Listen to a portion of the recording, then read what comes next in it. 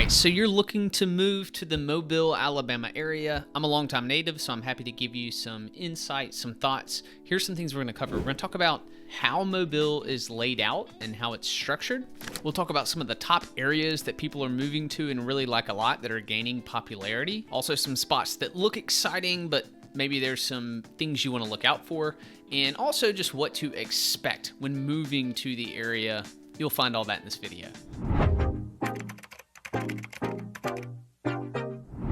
One thing that I think you'll find helpful is for us to be looking at a map while we talk through this video. So let's do that. Let's start there.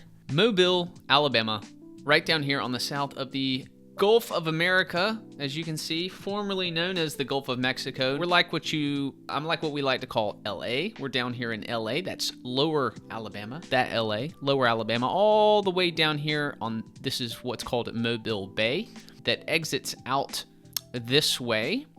And just 45 minutes to our south here, this way on the west side, on the Mobile side, is Dauphin Island down here. And just across the way, you can actually take a ferry to this place called Fort Morgan, which connects over here to Gulf Shores. That's about a 30-minute drive down this really scenic, really relaxed area down to Gulf Shores. And fun fact, there's actually Civil War forts on both of these points right here that protected Mobile Bay during the Civil War. So that's kind of an interesting thing. But this is what we'll be looking at this map as we go through here, so I can explain the areas to you. All right, so let me zoom in slightly and just give you the whole area. Now, the reason why, we say Mobile, but for me, it's really the Mobile Bay area. Why is that? Because from downtown all the way to Dauphin Island is only like 45 minutes. From Mobile across the bay here and all the way down to something like Fairhope is 45 minutes, which is a beautiful little like artsy town. So both of those are 45 minutes away. You can get to Gulf Shores over here in an hour and a half drive from Mobile. So everything's really accessible all the way around the bay. Now, something to notice, the way Mobile's laid out is kind of interesting. There's not like a super rhyme or reason as in like the grid system. It's funky and you just have to learn the roads. You've got Spring Hill Avenue up here that it then becomes Moffett Road. You've got Highway 90 here, which goes, this is a big interchange. Actually, this section here, so this Highway 90 interchange here, there's some popular stuff going on here. Lately, we've got a Dave & Buster's just recently installed here, which is pretty cool. And then on this side, you've got Top Golf Mobile. So this is like a interesting little activity corridor. Heron Lakes Country Club right here. But zooming back out, just kind of look at the street system and how it works. You just got to learn it. It's kind of interesting. Now, some fun stuff here. Inside this perimeter here is what's called the Central Business District, so downtown Mobile. And there are actually, inside of this district, there are a few even neighborhoods, even though it's commercial space. There's a lot of downtown apartments. There's a neighborhood up here called the Tonti Square, and then down here there's a neighborhood called Church Street East, which I actually used to live in myself, and we have a rental property there. And all of that is, walkable to different parks and areas. That's a little green space is Bienville Square. That's Cathedral Square. If we zoom in closer, you could see those. Yeah, Bienville Square there. So that's the business district. That's downtown. And then all in here, this section here is what would, kind of be called Midtown, the Midtown area. And there's a lot of historic neighborhoods and stuff in here. You've got Lioncough, Old Dolphin Way, so historic districts. And what's kind of interesting is that people that live in this area say, they call this point west of the Cannon, West Mobile. So the Cannon is what's called the Loop. Let's see if we can find the Loop here. So I found it. It's at this memorial park here. So here is what's called the Loop. It's where Government Street, which is also Highway 90, kind of splits off to Airport Boulevard. It's called the Loop. There's a cannon right here. So when people say the cannon, that's what they're referring to. Now, if you live, my friends in Midtown like to say, if you live west of the cannon, so it's about here, to them you live in West Mobile, okay? But to people that live in actual West Mobile, or that live further out, out this way, they would say, well, to the west of I-65 is actually West Mobile, which is actually where we live. We live right next to I-65 and Dolphin Street in a neighborhood called Landfair. Great neighborhood. See, Landfair right here. So if you to Landfair, West Mobile is like, it's really like out here, out west of Hillcrest, or west of Cody Road, or west of Schillinger Road. So it's all perspective. Mobile is pretty sprawling. So when you scroll, kind of zoom out here, we've got the airport that's way out. That is in West Mobile. Kind of an interesting spot. It's kind of weird. It's being relocated down here. It's being that complex is being built as we speak, which I think is pretty cool. I think your international airport kind of needs to be, close to downtown. I think that makes more sense. Okay, now I laid a lot out about Mobile because that's kind of the focal point. But again, let me show you some of the items that are on the way south in West Mobile, some popular spots. So you've got Bayou La Batterie, which is here. You may have heard of Forrest Gump. I think that's like what was featured in that book. That author that wrote that book is actually from this place here called Fairhope, right across the bay, which is pretty cool. So Bayou La Batterie, Codin. If you want a lot of land, you don't even have to go crazy far out. This is Dawes here, West Mobile. This is Big Creek Lake, where we get our drinking water. Tons of properties out here with land. If you go northwest, it's just infinite opportunities for land here. And to drive, like say up here to like Georgetown, is maybe like a 40-minute drive from downtown Mobile, for example. Okay, so that's kind of down the west side. And I mentioned Dolphin Island. Dolphin Island being, in my opinion, one of the coolest beaches ever, actually. It's it's low key, it's residential, it's relaxed. You can cruise from one end to the other in like a kind of a 20-minute drive. Public beach down here, all the way on the west end. And again, that ferry that you can take across here is really fun. Okay, so now that's the west side of the bay.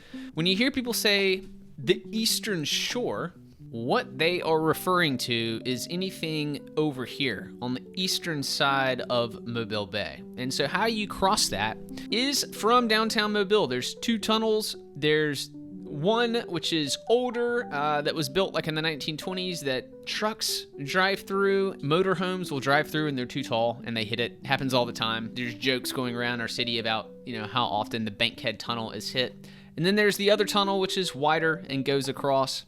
And when you get out of those tunnels, you can either take I-10, the interstate, across, or this lower road here, 98, which also goes across. Both are about the same speed.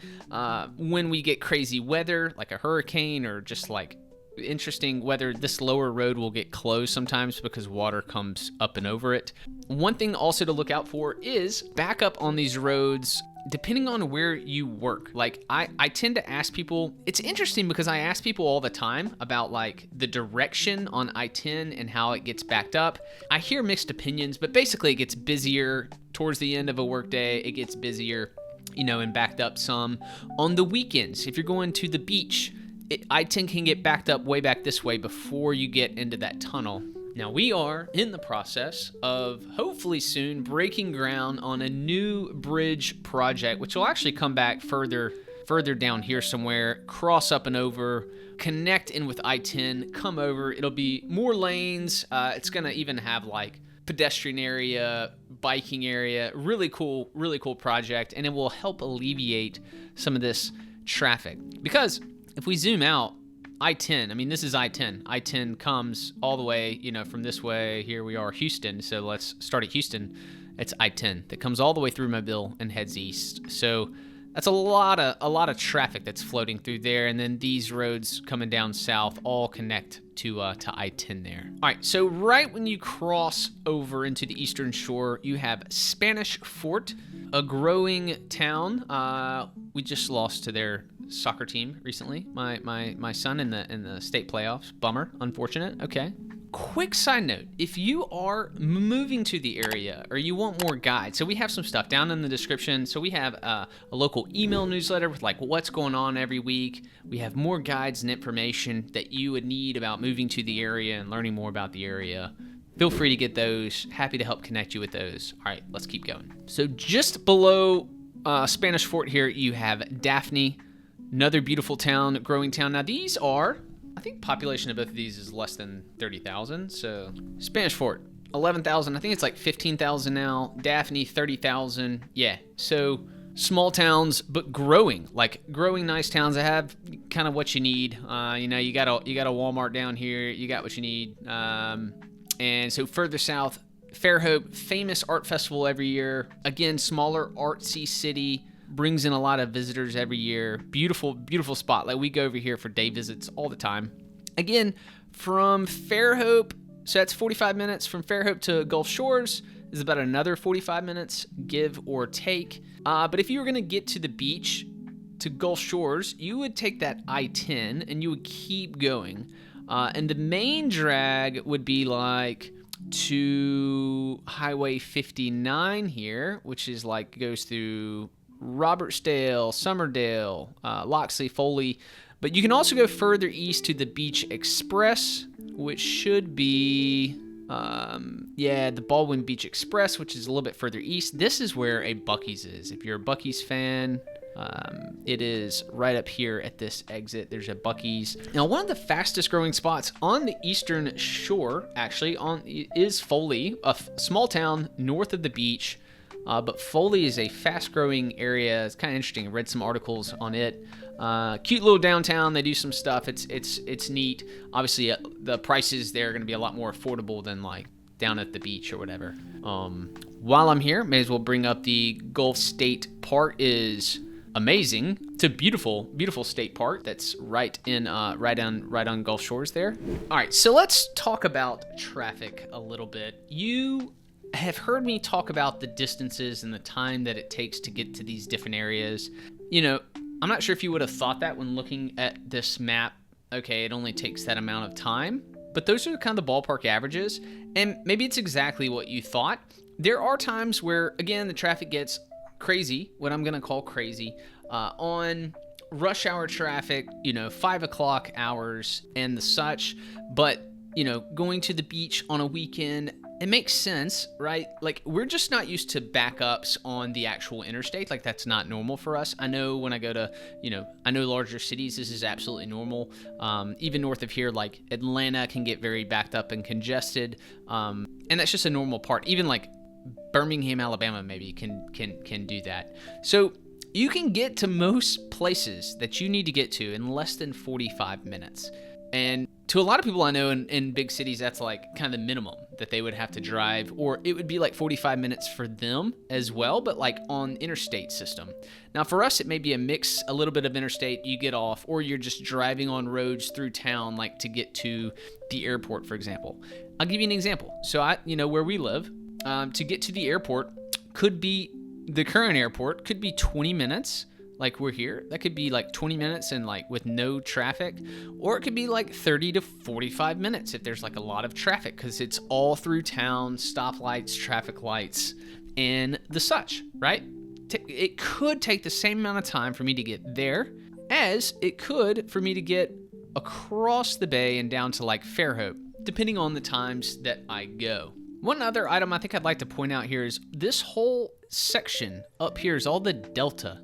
It's really beautiful. Apparently, this area is known as America's Amazon because of the amount of biodiversity that's here in this area. There's, not like real development here. The Tensall Wildlife Area. Up here is what's called this bridge here, known to the locals as the Dolly Parton Bridge. So that's like what's there. It's a really cool bridge when heading north, or, whatever, depending which way you're going. So hopefully this has been a pretty good overview of the Mobile Bay area and everywhere that's, that surrounds Mobile Bay. If you have more questions, feel free to let me know. Happy to answer those for you.